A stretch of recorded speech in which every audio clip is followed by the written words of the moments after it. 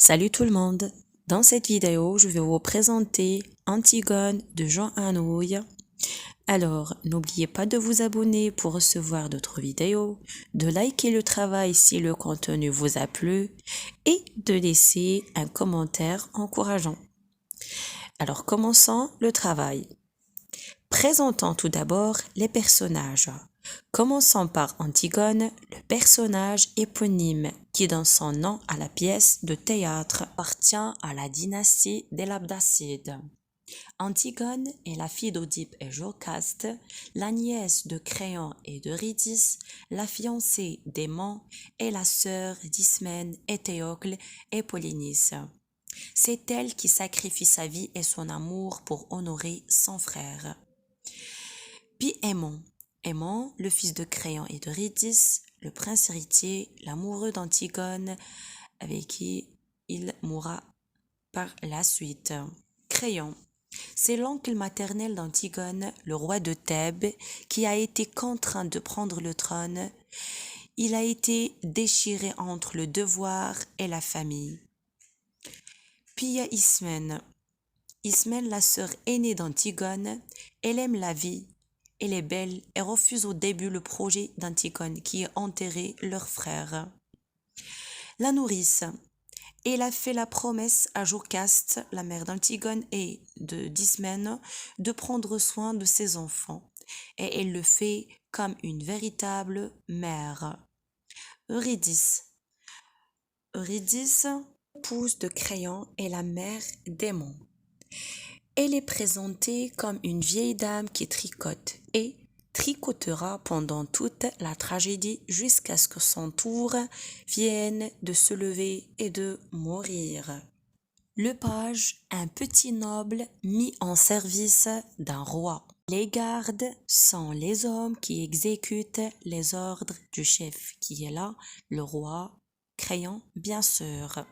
Le messager, c'est lui qui annonce la mort d'Aimon, d'Eurydice, par respect des bienséances. Et la voix du peuple, mais aussi la conscience de Créon. Et finalement, le prologue. Le prologue dans Antigone correspond au texte d'exposition ou bien scène d'exposition et en même temps au personnage narrateur omniscient qui présente les comédiens personnages et toutes les données qui précèdent la pièce, s'y déroule et la termine. Il sait tout de tout, le passé, le futur et le présent, et informe les lecteurs ou bien les spectateurs de tout. Pour bien comprendre la pièce, il faut bien comprendre le mythe d'Oedipe et d'Antigone. Commençons alors par le mythe d'Oedipe. Oedipe, dans la mythologie grecque, c'est le fils de Laïos et de Jocaste, roi et reine de Thèbes. Laïos, averti par un oracle qu'il serait tué par son propre fils, décida d'échapper à son destin. Il attacha les 2 pieds de son fils, nouveau-né, et le perdit dans la montagne.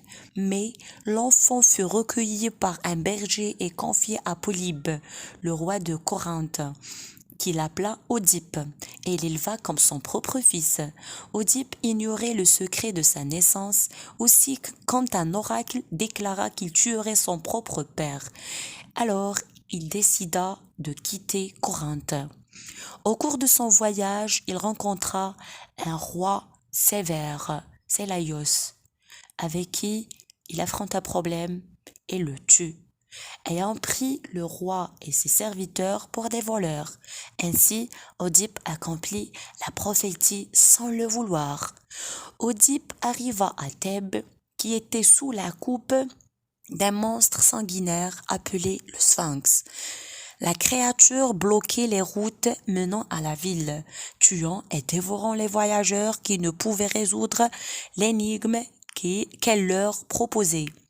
Oedipe, l'ayant résolu avec succès, le Sphinx se suicida. Oedipe s'attira les faveurs de la ville pour avoir libéré Thèbes du Sphinx. En remerciement, les Thébains le firent roi de Thèbes. Ils lui donnèrent comme épouse la veuve de Laïos, Jocaste. Pendant de nombreuses années, le couple vécut heureux, ne sachant pas qu'ils étaient en réalité mère et fils. Jusqu'au jour où la peste ravagea le pays. L'oracle de Delphes proclama que le meurtre de Laios devait être puni. Oedipe fait rechercher l'assassin qui, pensait-il, devait se trouver dans la ville, mais il ne tarda pas à découvrir que c'était lui qui avait tué son père sans le savoir et qu'il avait de plus épousé sa propre mère. Jocaste se suicida de désespoir et lorsque Oedipe se rendit compte qu'elle était morte et que leurs enfants Éthéocle, Polynice, Antigone et Ismène étaient maudits, il se creva les yeux et renonça au trône. Il demeura à Thèbes pendant plusieurs années, mais fut finalement banni de la cité. Exilé, il erra accompagné de sa fille Antigone et arriva près d'Athènes, c'est là qu'Oedipe mourut, après que le dieu Apollon lui eut promis que l'endroit de sa mort resterait sacré et serait bénéfique à la ville d'Athènes. Le mythe d'Antigone. Antigone, dans la mythologie grecque, est la fille d'Oedipe, roi de Thèbes, et de la reine Jocaste. Antigone accompagna son père en exil, mais retourna à Thèbes après la mort de celui-ci. Au cours de la guerre des 7 chefs, les deux fils d'Oedipe, Éthéocle et Polynice, ses frères, se disputèrent le trône de Thèbes et s'entretuèrent. Pour asseoir son autorité, son oncle Créon, le frère de la reine Jocaste, qui hérita de la couronne et du pouvoir, fit donner à Éthéocle une sépulture décente, mais ordonna que le corps de Polynice, qu'il considérait comme un traître, resta à l'endroit où il était tombé et il décréta l'interdiction de l'enterrer. Antigone, convaincue que la loi divine, qui réclamait que tout homme ait une sépulture pour pouvoir jouir de la vie éternelle, devait l'emporter sur les lois des hommes, brava le décret de Créon et enterra son frère. Arrêtée, elle tint tête au roi, qui voulait pourtant la sauver, mais elle revendiqua son acte et réclama la sanction encourue, la peine de mort. Voici donc l'arbre généalogique de la famille des Labdacides. Laios, qui épouse Jocaste et reçoivent comme enfant Oedipe, qui à son tour épouse Jocaste, sa propre mère, et reçoivent 4 enfants, Éthéocle, Polynice, Ismène et Antigone. Créon, le frère de Jocaste, et l'époux d'Eurydice. Ils ont aimant.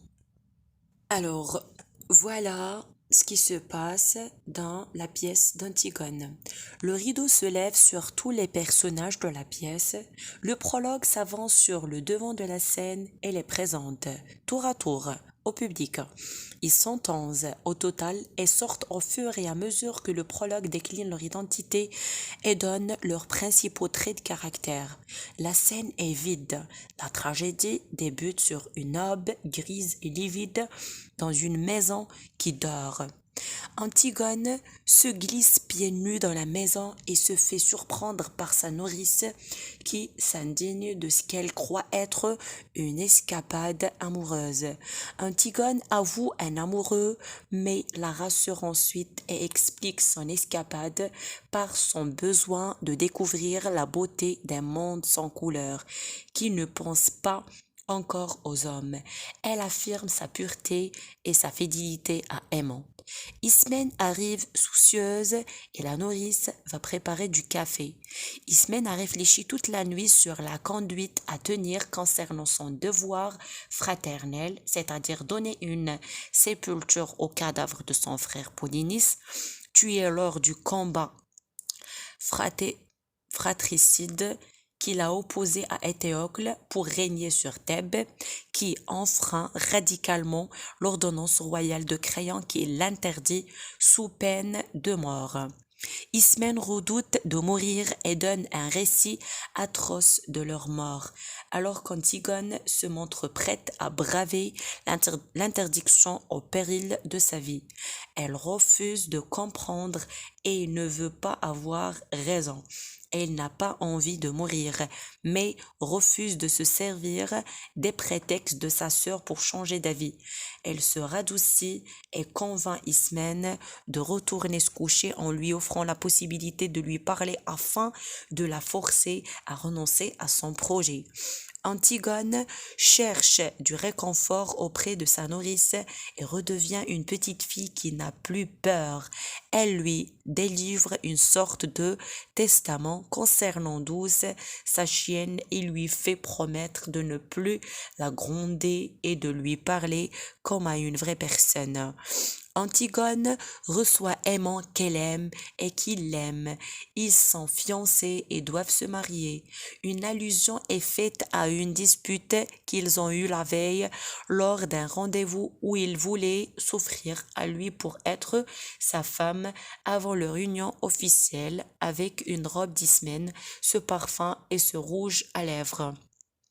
Elle lui demande ensuite de partir sans la regarder ni lui poser de questions après lui avoir avoué qu'elle ne l'épousera jamais et lui avoir conseillé de prendre Ismène pour femme. Elle le menace de se suicider et le jure sur la tête du petit garçon qu'ils ont eu tous les deux en rêve, du seul petit garçon qu'elle aura jamais. Au retour d'Ismène, qui tente une nouvelle fois de faire renoncer sa sœur à son projet, Antigone s'explique. Elle est allée durant la nuit enterrer le cadavre de Polynice. Un garde affolé confirme la nouvelle à Créon après de nombreuses hésitations visant à expliquer sa présence et détailler la scène. Ordre lui est donné de se taire et de retourner garder le cadavre. Il a peur et sort en courant. Le cœur définit ce que doit être toute tragédie, quelque chose de gratuit reposant à l'usage exclusif des rois. Antigone entre, menottes aux mains, accompagnée de 2 gardes qui discutent de leur promotion future, de leur famille et de leur sortie. Antigone est silencieuse et demande d'une petite voix à s'asseoir un peu. Créon est surpris de voir sa nièce dans cette situation et demande aux gardes de lâcher cette jeune fille. Elle veut savoir ce qu'elle allait faire près du cadavre de son frère et lui demande directement. C'est le garde qui répond. Elle grattait la terre avec ses mains. Elle était en train de le recouvrir encore une fois. Créon doute du garde qui lui fait alors un récit précis de la scène. Créon demande confirmation à Antigone qui avoue immédiatement. Oui, c'est vrai. Une longue entrevue entre Antigone et Créon a lieu durant laquelle il fait tout pour sauver sa nièce. Il lui rappelle à quel point ses frères étaient des voyous et lui avoue qu'il ne sait même pas à qui il a offert une sépulture et qui est un héros pour Thèbes, tant leurs corps, embrassés pour la première fois de leur vie sans doute, étaient méconnaissables. Il découvre en Antigone l'orgueil d'Oedipe, son père, mais essaie de lui prouver à quel point son geste est absurde, puisqu'elle n'aurait pas supporté un enterrement dans les règles, ce passeport dérisoire. Consciente de sa supériorité, Antigone fait sentir à son oncle à quel point il a le mauvais rôle, mais elle avoue, elle aussi, sa faiblesse. Je n'aurai pas toujours du courage. Il tente alors de se justifier dans son rôle de roi comme d'un métier ordinaire auquel il a dit oui. Antigone, elle est là pour autre chose que pour comprendre. Elle est là pour dire non et pour mourir. Cependant, elle est ébranlée par le portrait très négatif que fait Créon de ses frères et s'apprête à regagner sa chambre quand Créon prononce le mot bonheur. Elle se reprend aussitôt. Que signifie le bonheur qui, à ses yeux, recouvre trop souvent l'égoïsme, la lâcheté et la compromission. Elle refuse ce bonheur hypothétique trop soumis aux aléas pour la convaincre de vivre et se décide à mourir. Je veux être sûre de tout aujourd'hui et que cela soit aussi beau que quand j'étais petite. Ou mourir. Excédé, Crayon use de sa force, lui broie le bras, essaie de lui fermer la bouche et la menace d'appeler les gardes. Ismène arrive, pleine de courage, et est décidée à aller avec sa sœur et même à mourir avec elle. Ce que cette dernière refuse car ce serait trop facile. La séparation est inéluctable puisque les choix effectués sont radicalement antithétiques. La vie pour Ismène et la mort pour Antigone. Cependant, Ismène assure qu'elle perpétuera le geste d'Antigone dès le lendemain, ce qui conforte Antigone dans sa position de supériorité. Excédé, Crayon appelle les gardes et leur ordonne d'emmener Antigone. Le cœur tente de convaincre Crayon de ne pas la laisser mourir, mais Crayon a compris que ce qui importait pour elle, c'était de refuser et de mourir. Aimant arrive pour implorer son père qui ne l'écoute pas et lui ordonne d'oublier car elle a préféré sa folie et la mort. Le cœur propose des solutions dérisoires comme la déclarer folle et la faire enfermer, la faire fuir, mais Crayon avoue son incapacité. Je suis le maître avant la loi, plus après. Aimant se fait alors le juge de son père et refuse l'image qui découle de cette position. Il veut pouvoir continuer à l'admirer comme lorsqu'il était enfant. Or, c'est cela devenir adulte, devenir un homme. Regardez le visage de son père en face un jour. Il s'enfuit en hurlant et le cœur fait une prédiction funeste. Il est parti, touché à mort. Le garde prévient que le peuple envahit le palais. Antigone plutôt veut être seule jusqu'à ce que ce soit fini. Et Crayon donne des ordres allant en ce sens. Antigone dicte en échange d'un anneau en or au garde resté près d'elle, qui est son dernier visage d'homme, une lettre destinée à Aimant, dans laquelle elle avoue ne plus savoir pourquoi elle meurt.